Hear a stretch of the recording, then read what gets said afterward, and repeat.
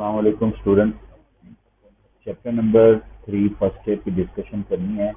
इससे पहले ना आप ना क्वेश्चन देख लें, अपने सामने रखें, क्योंकि क्वेश्चन मैंने नहीं लिखना है, जस्ट सोल्यूशन लिखना है। क्वेश्चन लिखने में तो टाइम काफ़ी वेस्ट होगा, वो आपके सामने होने चाहिए क्वेश्चन, वो नोट कर लें। उसके बाद फिर ये आपने वीडियो देखनी है जब सारे क्वेश्चन आपके पास होंगे। ठीक है जी। क्वेश्चन नंबर 1 में इसने कहा कि लैम्डा की किस वैल्यू के लिए सिस्टम इनकंसिस्टेंट होगा।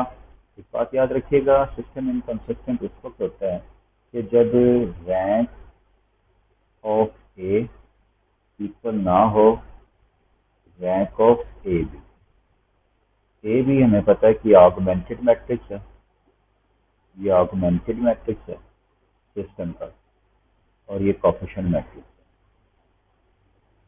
Coefficient matrix. ये दोनों इस तरह के मैट्रिक्स, ये ऑगमेंटेड मैट्रिक्स और ये कोफिशिएंट मैट्रिक्स। तो सिस्टम जो है वो इनकंसिस्टेंट होता है, यानी कि उसका सोल्यूशन एग्जिस्ट नहीं करता। अब ये तीन इक्वेशन का जो सिस्टम है उसका हम एशलॉन फॉर्म बनाएंगे, तो उसके बाद रैंक चेक करेंगे तो कॉम्प्लिकेटेड हो जाएगा। कुछ ऐसा देखें कि बैक सॉल्व करना। आप लैम्डा की कोई ऐसी वैल्यू पुट करें जिससे लेफ्ट हैंड साइड किसी इक्वेशन की सेम होती है और राइट सेम ना होती है। आप देखेंगे लैम्डा इजिकल टू 3 के लिए इक्वेशन नंबर 2 और इक्वेशन नंबर 3 के बारे में देखें कि इनकी लेफ्ट हैंड साइड इक्वल हो जाएगी लेफ्ट हैंड साइड से, लेकिन इनकी राइट हैंड साइड इक्वल नहीं होगी राइट हैंड साइड। तो लैम्डा की वैल्यू 3 के लिए दो ऐसी इक्वेशन मिलेगी जिसकी लेफ्ट हैंड साइड और राइट हैंड साइड इक्वल नहीं, लेफ्ट हैंड साइड इक्वल हो जाती है लेकिन राइट हैंड साइड इक्वल नहीं होती। तो लिहाजा अच्छा शर्त भी यही है, सिर्फ लेफ्ट इक्वल, राइट की मैं बात नहीं कर रहा हूँ। लेफ्ट इक्वल हो और राइट इक्वल ना हो, ये नहीं कि राइट इक्वल और लेफ्ट इक्वल नहीं है तो फिर आप कहेंगे कि ये भी इनकंसिस्टेंट नहीं। शर्त यही है कि लेफ्ट हैंड साइड इक्वल बन जाए लेकिन राइट हैंड साइड यानी कांस्टेंट जब वो इक्वल ना हो तो फिर वो इनकंसिस्टेंट होते हैं। Like x plus y is equal to 1 और x plus y is equal to 2, ये इनकंसिस्टेंट होगा, इनका सोल्यूशन एग्जिस्ट ही नहीं करता, इनकंसिस्टेंट होगा। तो ये बन गया है जी डेल्टा ऑप्शन, क्वेश्चन नंबर 1 का डेल्टा ऑप्शन। फिर है जी नेक्स्ट क्वेश्चन नंबर 2 में आप इजीली इसे सॉल्व कर सकते हैं। क्वेश्चन नंबर 2 में ए मैट्रिक्स दिया हुआ है। ये सुन लें कि एक मैट्रिक्स अगर स्केलर है ना, सॉरी स्केलर है या डायगोनल है, ये देखेंगे डायगोनल मैट्रिक्स है तो इसका इन्वर्स आप इजीली डायरेक्टली फाइंड आउट कर सकते हैं, बस इनके रेसिप्रोकल ले लें। तो मैट्रिक्स गिवन है ए प्लस ए इनवर्स और एम टाइम्स आई टू। आप देखेंगे कि ये मैट्रिक्स है 0.500.5, तो इसका जो इनवर्स है वो यही बन जाएगा 1/0.500 और 1/0.5, जबकि एम आई टू क्या बनेगा, एम 0 0 एम।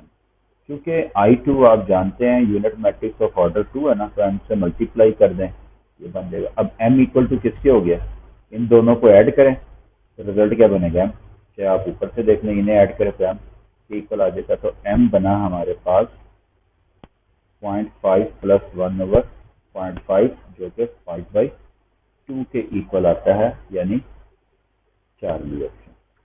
क्वेश्चन नंबर 3, इसमें ए इनवर्स ए मैट्रिक्स से गिवन है या उसका डिटर्मिनेंट गिवन है। क्वेश्चन नंबर की बात याद रखिएगा कि ए मैट्रिक्स हो या ए ट्रांसपोज हो, उनका डिटर्मिनेंट सेम होता है। एनी हाउ हमें ए का इनवर्स गिवन है। अब ए इनवर्स हम उसने जो दिया वो तो दिया हुआ है, हम अपने तौर पर तो मालूम करेंगे कि हम तो ये जानते हैं कि ए का इनवर्स ये होता है।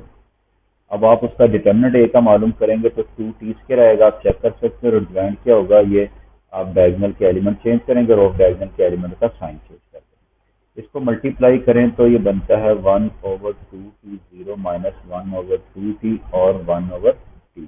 लेकिन जो गिवन है वो इनवर्स ये है, वो इसके इक्वल ही होगा ना जो हमने मालूम किया। यहाँ से आप टी की वैल्यू किसी भी इक्वेशन से ले आपको मिल जाएगी। 1/t इक्वल टू 2 है तो t इज इक्वल टू 1/2 है, सबसे यही बनेगी। आप चाहे इसी को इक्वेट कर लें चाहे इसको इक्वेट कर लें, तो ये बनाएगी delta option. Question number 4, question number 4 में डिटर्मिनेंट आप सिंपली सॉल्व कर लेंगे बच्चों, उसमें तो कोई हर्ज नहीं है, कोई प्रॉब्लम हो तो फिर आप बताइएगा। ठीक है, क्वेश्चन नंबर 4। क्वेश्चन नंबर 4 में डिटर्मिनेंट सिंपल है, एक्स 1 1 2 3 4 1 1 1 इक्वल टू 0। अब ये इक्वल टू 0 ये भी है ना, यानी कि ये मैट्रिक्स जो है ये सिंगुलर मैट्रिक्स है, तो सिंगुलर जो होता है उसका डिटर्मिनेंट 0 है। आप इसे सॉल्व करेंगे तो एक्स का आंसर 1 आ जाएगा, ये beta option.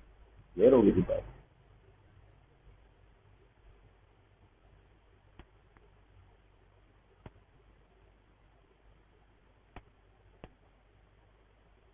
Question number 5, definition. अब जहाँ बात आती है डेफिनेशन की, उसके बारे में तो कुछ बताने की जरूरत नहीं, वो तो डेफिनेशन जो आपने पढ़ी होगी वही है, अब इसका कुछ शॉर्टकट तो नहीं होता। जब ग्रेटर देन जे हो तो फिर क्या होता है, अपर ट्रायंगुलर। तो मैंने आपको डेफिनेशन याद होगा, आपने पढ़ी थी। अपर ट्रायंगुलर मैट्रिक्स है, और इसके बाद अगर आई लेस देन जे है तो फिर लोअर ट्राइंगुलर मैट्रिक्स होगा। ठीक है जी, तो हमारा जो ऑप्शन है इस वक्त अपर ट्रायंगुलर बनेगा, यानी क्वेश्चन नंबर 5 का बीटा ऑप्शन। क्वेश्चन नंबर 6 जो है, ये ऊपर अभी तो मैंने अभी इनकंसिस्टेंट की बात की, तो सिंपली यही होगा ना कि इनकंसिस्टेंट कब होगा, जब ए का रैंक, ये रो से रैंक को मैंने रिप्रेजेंट करवाया था क्लास में, और ये ए बी का रैंक इक्वल ना हो तो इनकंसिस्टेंट होगा सिस्टम। ऊपर भी हम डिस्कस कर चुके हैं, जो बात समझ ना आए वो आप पूछ सकते हैं बाद में, ये 4 लिया। क्वेश्चन नंबर 7 में है जी, ट्रिवियल सोल्यूशन और नॉन ट्रिवियल सोल्यूशन की बात करेंगे आप। हमने नॉन ट्रिवियल सोल्यूशन के बारे में, नॉन ट्रिवियल सोल्यूशन ये पढ़ा था जब सिस्टम ऑफ होमोजीनियस इक्वेशन हो, तो दो ही बातें की थी कि नॉन ट्रिवियल के लिए, नॉन ट्रिवियल सोल्यूशन के लिए होता है जी ए का डिटर्मिनेंट जो है वो 0 होना चाहिए, तो पर फिर ट्रिवियल के लिए क्या होना चाहिए, ये नहीं होना चाहिए। तो ट्रिवियल सोल्यूशन के लिए ए का डिटर्मिनेंट 0 नहीं होना चाहिए।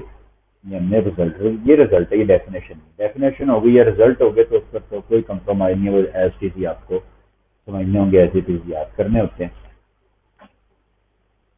क्वेश्चन नंबर 9, क्वेश्चन नंबर 8 जो है, क्वेश्चन नंबर 8 में इक्वेशन है 2x plus 3y is equal to 4 और 4x plus 6y is equal to. अभी देखिए इक्वेशन नंबर 1 को अगर मैं 2 से मल्टीप्लाई करते करूँ यहाँ पर, तो ये इक्वेशन बन जाती है बिल्कुल सेकंड इक्वेशन की तरह जो इक्वेशन नंबर 2 लिखी है। 4x प्लस क्या आ गया आपके पास 6y और इज इक्वल टू 8, और ये बिल्कुल आइडेंटिकल हो।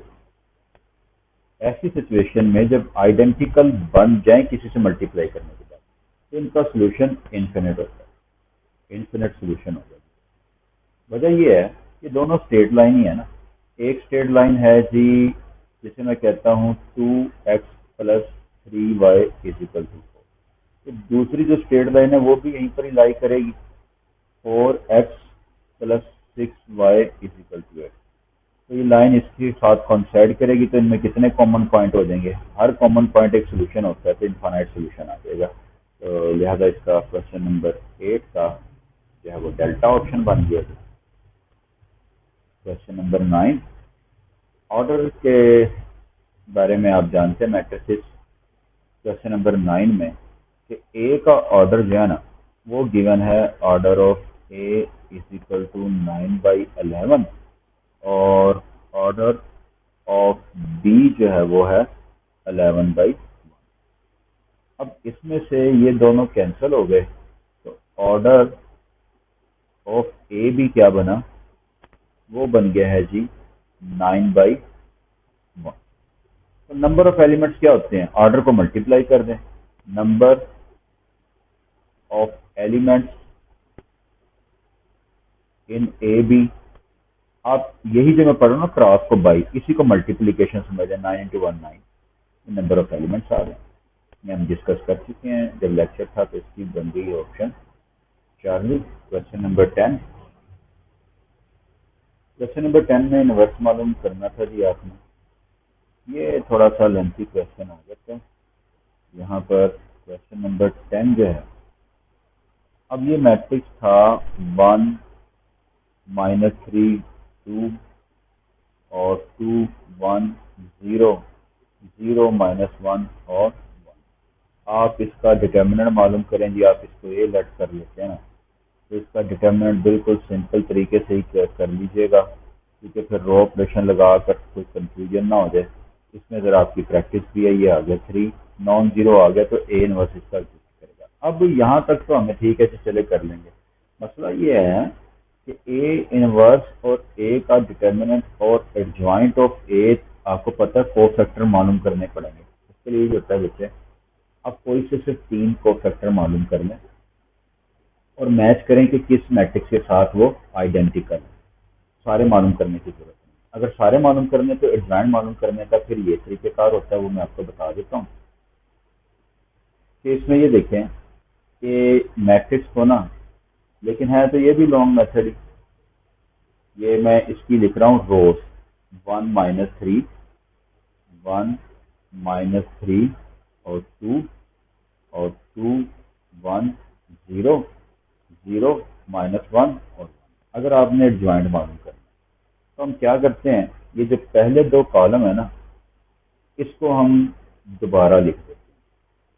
ये वाले कॉलम 1 2 0 -3 1 -1, और ऊपर वाली रो को दोबारा लिख दें जो कंप्लीट बन चुकी है। वो बनी है जी 1 -3 और 2 1 2। चलिए अब एडजॉइंट मालूम करने, एडजॉइंट मालूम करने के लिए हमें क्या करना होगा कि आप ना ऊपर वाली रो को छोड़ दें और ये वाले पहले कॉलम को छोड़ दें। अब आप डिटर्मिनेंट बनाए, एडजॉइंट आ जाएगा आपके पास। एडजॉइंट ऑफ ए ये बन गया। एडजॉइंट ऑफ क्या आएगा जी, इन्हें आप मल्टीप्लाई करेंगे जैसे डिटर्मिनेंट नहीं होते, ये डिटर्मिनेंट लेंगे। ये डिटर्मिनेंट, इसका डिटर्मिनेंट क्या आएगा 1, ये आ गया। फिर नेक्स्ट डिटर्मिनेंट इसका और इसका डिटर्मिनेंट ये मालूम कर लेंगे। अच्छा, इसमें भी आपने फर्स्ट और फर्स्ट रो छोड़ी थी और दो कॉलम और दो रोज ही लिखनी है, रोज भी दो करनी है। इसमें क्या आ जाएगी कि 2 -1 और 0 2 1। इस तरह आपने ये आगे से आगे चलते चले जाएंगे तो हमारे पास आने के को फैक्टर।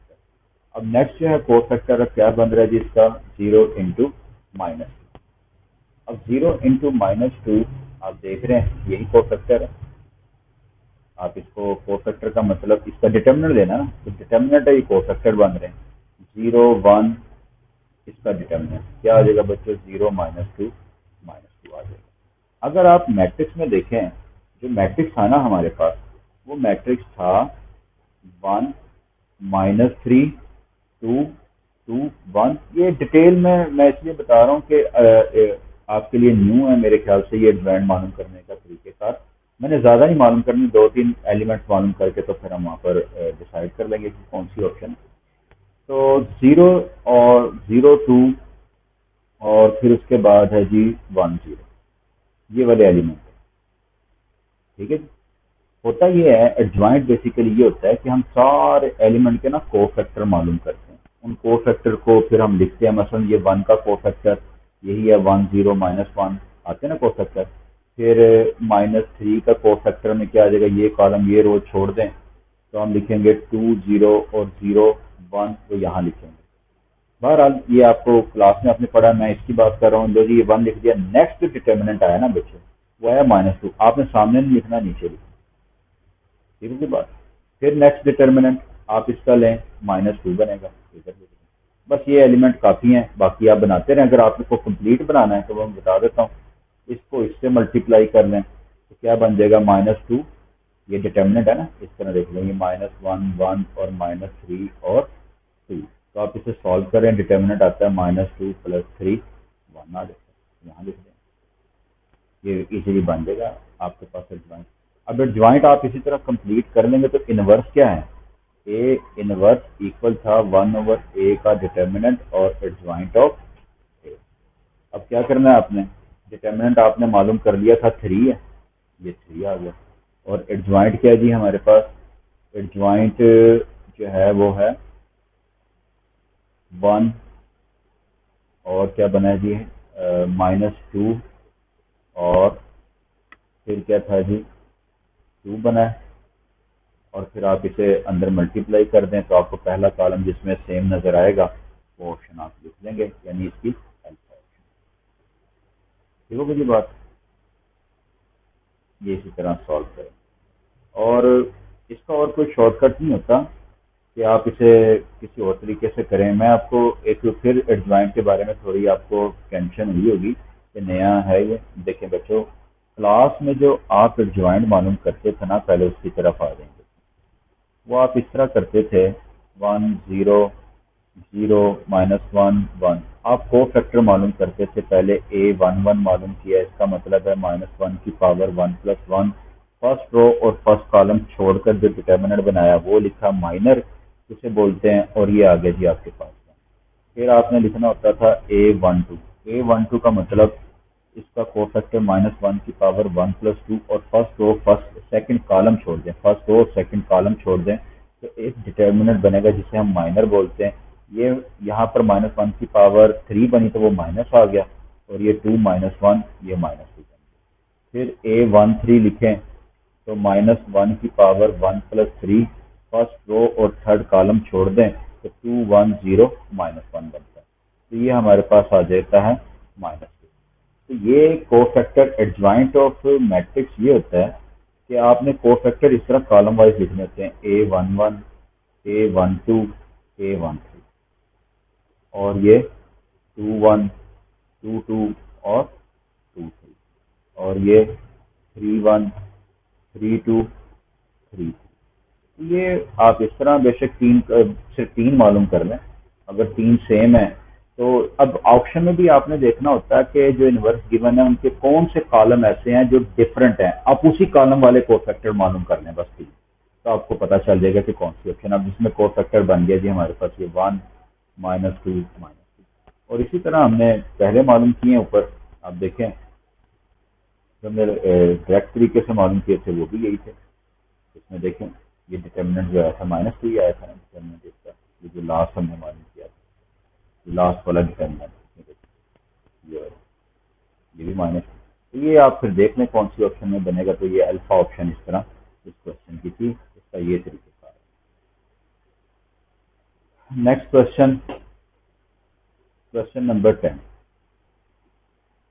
क्वेश्चन नंबर 10 हो गया अल्फा ऑप्शन। क्वेश्चन नंबर 11 इसके बाद है जी। 11 में ना ये एक फार्मूला था जिसे एवेल्यूएट करना है। एडजॉइंट आपको पता है किसके इक्वल होता है, एडजॉइंट इक्वल होता है ए का डिटर्मिनेंट इंटू ए इनवर्स, मैं डिस्कस कर चुका हूँ पहले। ये ए डिटर्मिनेंट और ये ए इंटू ए इनवर्स आ गया। अब ए इनवर्स और ए मल्टीप्लाई होंगे तो आइडेंटिटी आएगा, साथ ऑर्डर रूल लिखेगा। अगर मैट्रिक्स 3/3 ऑर्डर का है तो I3 लिखें, अगर 2/2 ऑर्डर का है तो I2 लिखें। अब ये ए मैट्रिक्स है और ए डिटर्मिनेंट, और ये 0 0 1। अगर मैं इसे मल्टीप्लाई करता हूँ, स्केलर ही है ना ये, तो ये इस तरह नहीं हो जाएगा, इससे मल्टीप्लाई 0 0 और ये इससे मल्टीप्लाई, इसे कहेंगे हम स्केलर मैट्रिक्स। यानी ए मैट्रिक्स 2/2 ऑर्डर का जो मर्जी हो, उससे हमें कोई गर्ज नहीं है, उसका डिटर्मिनेंट 0 नहीं होना चाहिए। तो ए मैट्रिक्स वैसे ही था, क्या था वो हमने मालूम ही नहीं किया, बस ये स्केलर मैट्रिक्स आ गया, ए की वैल्यू की हमें कोई जरूरत ही नहीं थी। ये है जी स्केलर मैट्रिक्स डेल्टा ऑप्शन। इसी तरह नेक्स्ट क्वेश्चन नंबर 11 में आए आप, 12 है क्वेश्चन नंबर 12। क्वेश्चन नंबर 12 में गिवन वैल्यूज हैं ए की 1 के -1 के 0 और के -1 के 1। आप ये देखें सिंगुलर के लिए अगर मैट्रिक्स सिंगुलर है तो डिटर्मिनेंट क्या होना चाहिए, 0। हमें पता है डिटर्मिनेंट 0 उस वक्त होता है कोई सी रो 0 हो जाए, कोई सा कॉलम 0 हो जाए, या कोई 2 रो या 2 कॉलम सेम हो जाए। तो आप ऑप्शन में से देखें के की कौन सी ऐसी वैल्यू है जो मैट्रिक्स में पुट करने से कोई 2 रो या कोई 2 कॉलम सेम हो जाए, या कोई रो ही 0 हो जाए। तो यहाँ पर अगर मैं के की जगह 0 पुट कर दूं तो पूरी रो ही, यानी कि रो 2 जो है वो जीरो हो जाएगी तो डिटर्मिनेंट जीरो आ जाएगा। ए की वैल्यू जीरो पुट करने से सेकंड रो जीरो हो जाती है, लिहाजा उससे डिटर्मिनेंट जीरो होगा। ऑप्शन बनी है 4। क्वेश्चन नंबर 13 में डेफिनेशन ही है, आपको पता ही है कि हमने वो सिमेट्रिक में ये सब कुछ पढ़ा था। 2 3 3 4 7 2 और ये 5, और वैल्यू जो मालूम करनी है वो है m और n। तो ये डायगोनल को छोड़ दें, कोरस्पॉन्डिंग एलिमेंट सेम होगा, m इसके इक्वल और n इसके equal. m is equal to 5 और n इज इक्वल टू 7, तो मल्टीप्लाई कर लें तो इन्हें 35 आ जाएगा।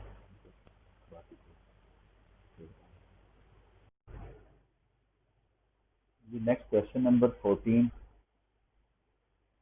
हम जानते हैं कि ओमेगा और ओमेगा स्केयर एक दूसरे के ना कॉन्जुगेट भी होते हैं, या यूं कह लें कि ओमेगा स्केयर जो है वो इसका कॉन्जुगेट है। तो हर्मिशन की डेफिनेशन आपको पता है ना कि आई जे और जे आई एक दूसरे के कॉन्जुगेट होंगे। तो जो और डायगोनल में उनके एलिमेंट क्या होंगे, रियल नंबर होंगे। डायगोनल में आप देखें सारे रियल है, अल्फा ऑप्शन में, तो ये हर्मिशन ऑप्शन बन जाएगी। हर्मिशन मैट्रिक्स की डेफिनेशन को याद रखें, जहन में लेकर आए तो आपको क्लियर हो जाएगा। क्वेश्चन नंबर 15 बच्चों, इसमें ए मैट्रिक्स गिवन है और ए स्केयर मालूम करें, ए क्यूब मालूम करें, और so on। जी, क्वेश्चन नंबर 15। ए मैट्रिक्स है जी 3 1 -9 और -3। इसका पहले फिलहाल स्केयर तो मालूम करें ना आप, यानी कि इसी को मल्टीप्लाई इसी के साथ करें तो स्केयर बन जाता है ना इसका। 3 1 -9 -3, रो को कॉलम से मल्टीप्लाई करें, फर्स्ट रो फर्स्ट कॉलम से मल्टीप्लाई हुई तो 3 इंटू 3 9 -9 0 0 0 0। अब ऐसे मैट्रिक्स, वैसे ही आपको बात बता दूंगे कि ए स्केयर अगर नल मैट्रिक्स आ जाए तो इसे बोलते हैं निलपोटेंट। निलपोटेंट, और 2 इसकी जो है वो निलपोटेंसी इंडेक्स है, जिस पावर पर ये जीरो है, निलपोटेंसी इंडेक्स। देखें ए क्यूब भी जीरो हो सकता है, अगर ए क्यूब ए की पावर 5 जीरो हो जाए तो 5 क्या होगा इसमें, निलपोटेंसी इंडेक्स हो जाएगा, तो भी हम इसे निलपोटेंट कहेंगे। निलपोटेंट यानी कि निल होने वाला, कभी ना कभी निल हो ही जाएगा ये किसी न किसी पावर पर। और ये स्केयर पर जीरो हो गया तो ये निलपोटेंट है। किस ऐसा निलपोटेंट है जिसकी निलपोटेंसी इंडेक्स जो है वो 2। अब मुझे बताएं ए क्यूब क्या होगा। ए क्यूब को मैं लिख सकता हूँ ना ए स्केयर इंटू ए, तो जीरो नल मैट्रिक्स इंटू ए, वो भी जीरो। तो ए स्केयर जीरो है, इसका मतलब है ए की हर पावर नल मैट्रिक्स होगी अगर वो पावर ग्रेटर और इक्वल टू 2 हुई, क्योंकि ए स्केयर जीरो है। तो उस इक्वेशन में देखें ए स्केयर और आपके सारे जीरो हो जाएंगे, तो हमारे पास बचेगा क्या, ए स्केयर जीरो, ए क्यूब जीरो, सारे जीरो हो गए ना। तो हमारे पास इसी इक्वेशन में क्या बचेगा फिर, सिर्फ मैट्रिक्स जो बचेगा वो बचेगा आई प्लस 2। अब आई जो है वो क्या है, 1 0 0 1, और 2 ए मैट्रिक्स क्या बनेगा, आप उसे मल्टीप्लाई करके लिख दें तो बनेगा 6 2 और -18 और -6। आप इन्हें ऐड कर लें, ऐड करने से बन गया 7 सिंपल 2 7 2 और -18 -5, यानी ऑप्शन बन गई है 4। ये था जी question number 15।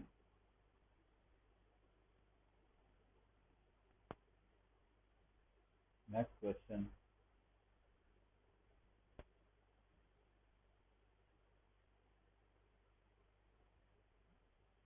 Question number 0।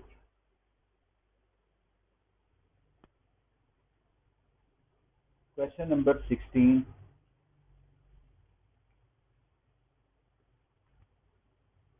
Question number 16 में एक मैट्रिक्स है, ठीक है जी, और आपने 2a मालूम करना है।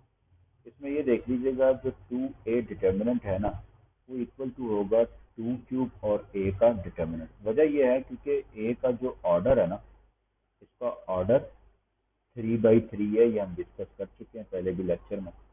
अब ये बन गया जी 8, और आगे a का डिटर्मिनेंट मालूम कीजिएगा, तो वो मेरे ख्याल से आता है 46 वो आपको सॉल्व कर लीजिएगा, फिर इसे मल्टीप्लाई करें तो 368, ये 4 दिया। क्वेश्चन नंबर 17, ए मैट्रिक्स, ए बल्कि डिटर्मिनेंट 625 है किसी मैट्रिक्स का, और जबकि वो मैट्रिक्स जो है ना, वो देखें वो स्केलर मैट्रिक्स है, के 0 0 0 0 0 के 0 0 0 के 0 0 0 0 0 के। तो हमें पता है इसका डिटर्मिनेंट मालूम करें ट्रायंगुलर का, डायगोनल का। स्केलर का क्या होता है, डायगोनल के एलिमेंट को मल्टीप्लाई कर देते हैं, इन्हें मल्टीप्लाई करें आप, इसका डिटर्मिनेंट बनेगा के रेज टू 4। अब वो कहता है डिटर्मिनेंट जो है वो 625 है, तो इसका मतलब है k raise to 4 is equal to 625। तो के की यहाँ से वैल्यू निकालें, ये बनती है 625 के 4 रूट, आपने फोर्थ चैप्टर में पढ़ा, वो कौन से होंगे, +-5 +-5 आइए। अब इसमें से जो दिया होगा वो लिख लें आप। अब मेरे ख्याल से सिर्फ -5 की ऑप्शन थी, तो 17 का आ गया जी 4 B option. Question number 18, question number 18 में ये डेफिनेशन ही के मुताबिक आपको पता होगा कि ए आई जे 0 हो जब आई और जे इक्वल हो, यानी कि नॉन डायगोनल एलिमेंट, और सारे जो डायगोनल एलिमेंट है आई जे वो किसी स्केलर के बराबर हो और स्केलर नॉन जीरो। जैसा कि अभी आपने किया था जब आई और जे इक्वल है, पिछले वाले क्वेश्चन में देख लें आप, इसमें के देख रहे हैं आप, इसका ऑर्डर जो है वो A11 है, आई रो इसका क्या है 4 आई और जे इक्वल है। और इसका देखें इस जीरो का, इसमें है जी 1 3, आई और जे इक्वल नहीं, तो आई और जे इक्वल ना हो, इसमें देखें ना, इसमें I1 और J3, इसमें आई भी 1 और जे भी 1, इसमें I4 और J4। तो आई और जे जब सेम हो तो डायगोनल एलिमेंट होते हैं वो नॉन जीरो, बाकी सारे जीरो हो जाते हैं, तो क्या बोलते हैं स्केलर मैट्रिक्स। तो डेफिनेशन इसकी इसी तरह हमने पढ़ी हुई है। ये है जी Charlie option. Question number 19, question number 19 में ऑर्डर ऑफ ये मैट्रिक्स है जी एम एन। तो अब इसमें देखें इसका ऑर्डर क्या होता है, number of columns in M cube by number of, पहले वाले के सॉरी कॉलम में नहीं रोज में, और नंबर ऑफ रोज इसकी होगी जी, और कॉलम इन एन। ये मैं फिर लिख देता हूँ कि order of A B A result equal to होता है पी बाई क्यू। फर्क कर, इसमें पी क्या होता है, ये नंबर ऑफ रोज इन ए, और क्यू क्या होता है, number of columns in B. तो अब हमने ऑर्डर मालूम करना है एम क्यूब एन क्यूब का, तो इसका ऑर्डर क्या होगा, ये ऑर्डर होगा, ये क्या होंगे जी, number of rows in n और number of columns in n, ये इसका ऑर्डर बन गया। अब ये सुन ले, क्योंकि एम एक स्केयर मैट्रिक्स है, अगर ये स्केयर मैट्रिक्स है ना, तो ऑर्डर ऑफ एम और ऑर्डर ऑफ एम की कोई भी पावर लें आप, सबका सेम ही रहे।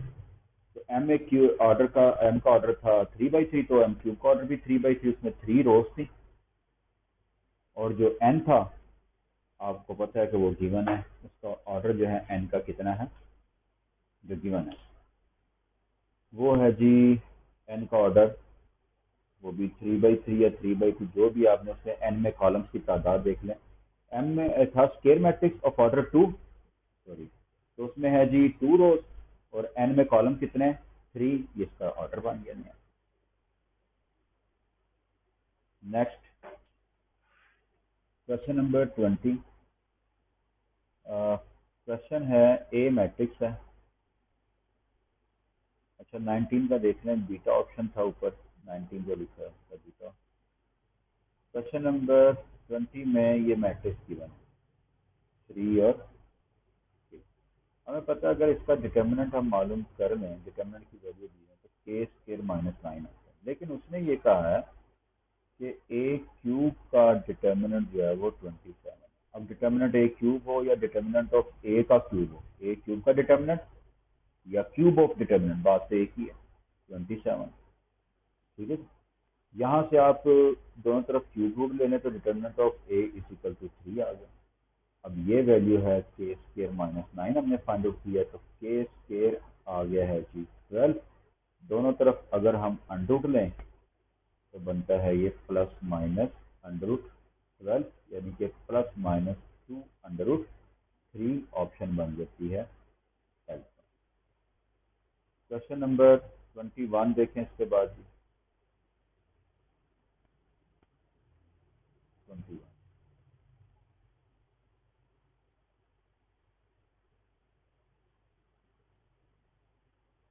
क्वेश्चन नंबर 21,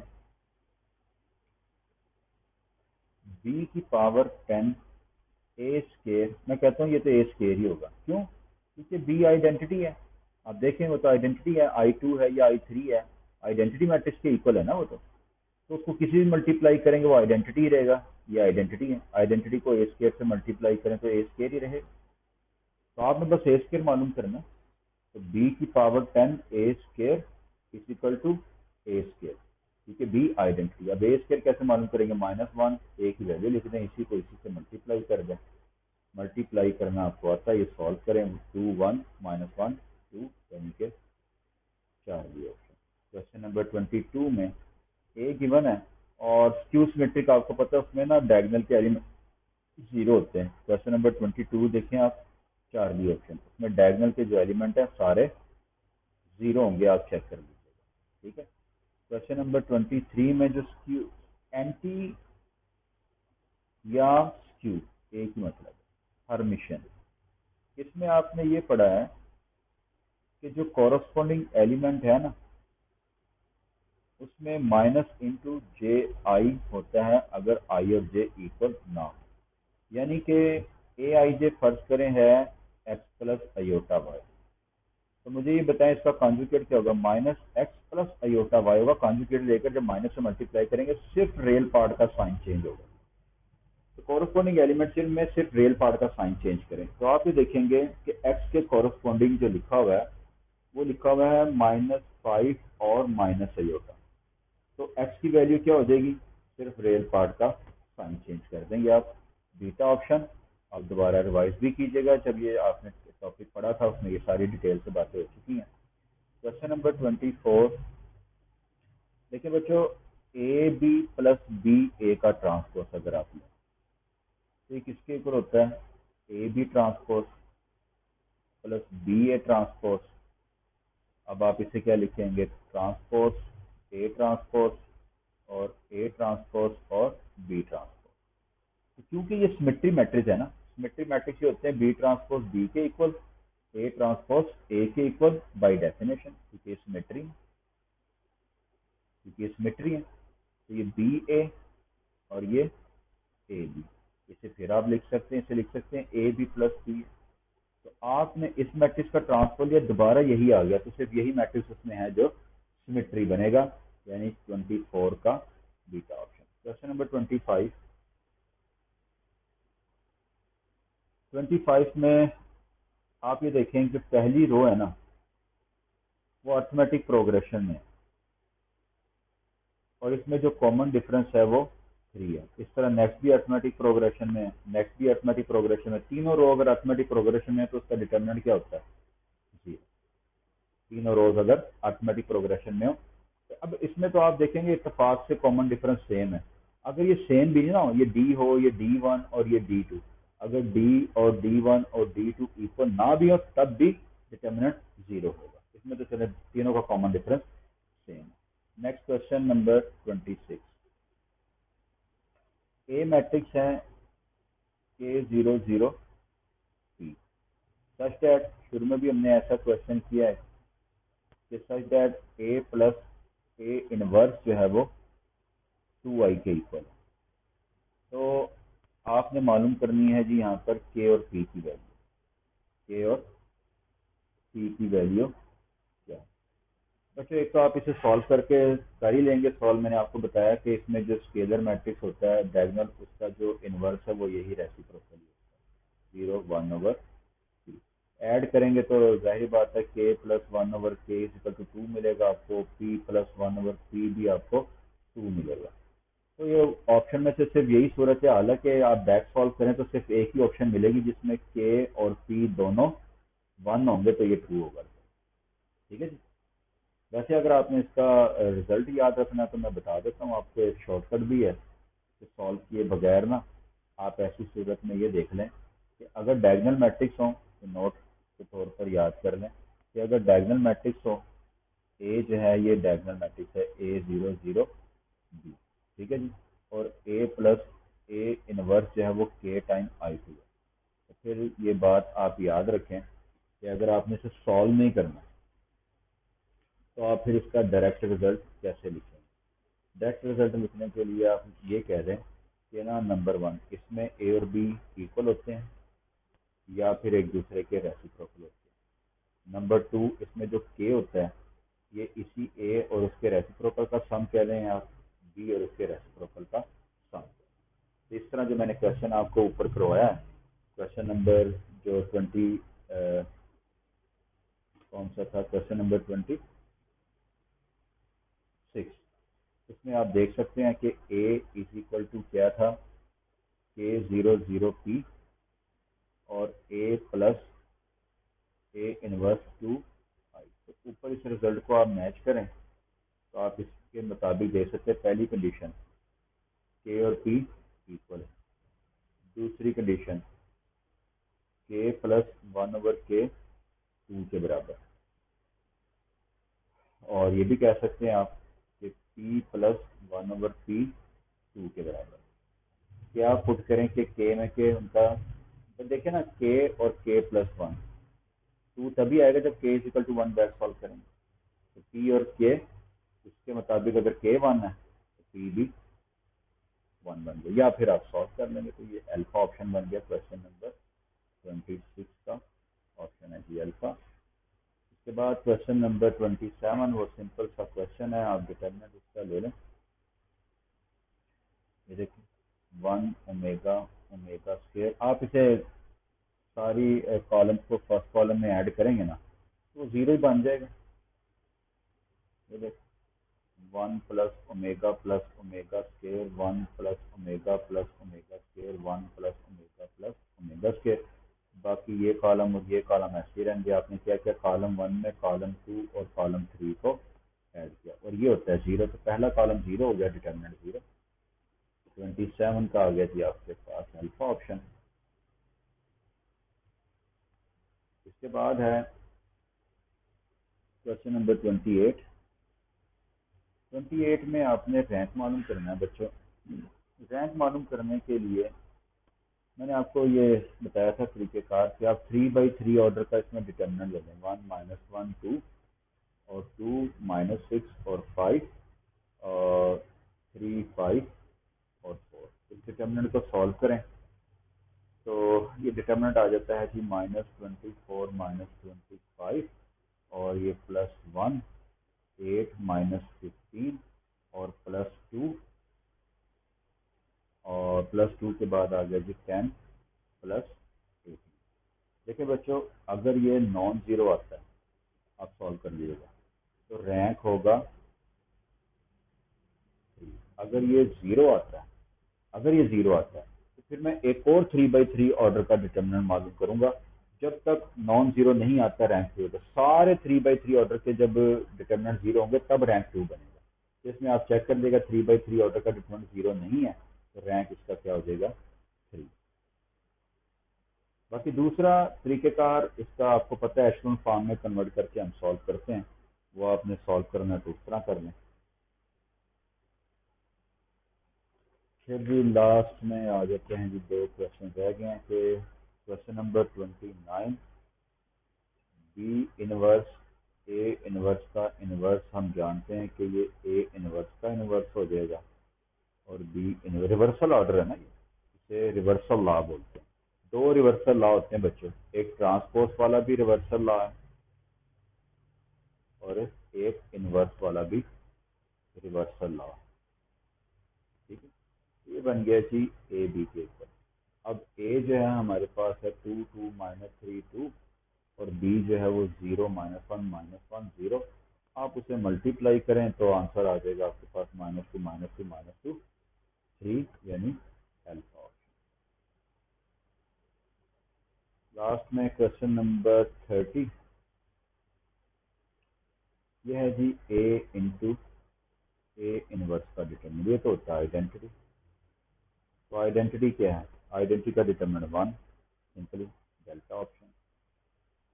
फिर चलते चलते कुछ एंड में बात बता देता हूँ, वैसे तो ये आता नहीं है पेपर में, फिर भी कुछ टीचर्स बताते हैं। एक ही याद रखें कि अगर ए का स्क्वायर लेने से आइडेंटिटी आ जाए तो इसे हम इन्वोल्यूटरी